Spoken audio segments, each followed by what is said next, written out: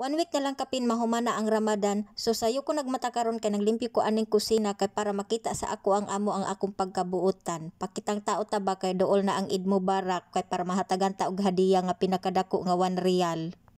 Hoy, joke ra ha, basig mo tuo mo nga bulimpyo ra ko pag nag-Eid Mubarak og naay mga hadiya, dili pod oy.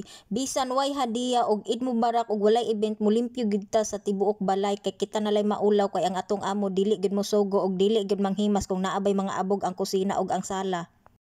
Pero kay Pinay man ta, dili man ta gusto og hugaw, siksikon gyud nato ang paglimpyo. Mao bitaw na mag-ingon ang mga Arabo nga ang Pinay gyud daw ang pinakadabis maglimpyo og balay, dili pareha sa uban nga mga lahi.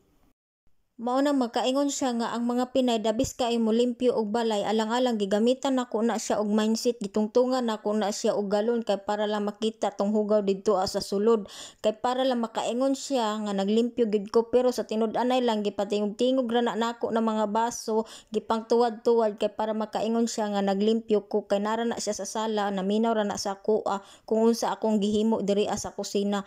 Kuya po ning mga Arabo ba og mga panghiring ba? Pero madam, dili mi magpapildi kay Pinay mi, Arabo ra mo.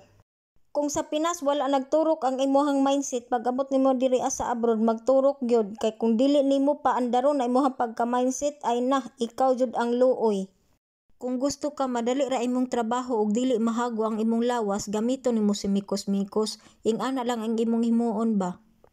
5 years na lang ko diri sa ako ang amo, wala gid ko niya gisugo nga ipahabwa tanan ang mga gamit dinha sa kabinet og palimpyuhan og pahugasan. Dili pareha sa uban nga makita nato sa social media nga gipanghabwa tanan ang mga gamit, gipang segregate, gipahugasan pa gyud, gipanghugasan pa ang mga butang.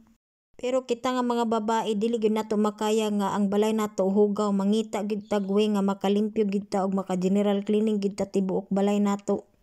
Tung niaging adlaw ra unta ako mag-general cleaning aning kusina, pero kay nag-abot man ang tapol sa ilahang katabang, awalay nahimo nga general cleaning aning balayan ni.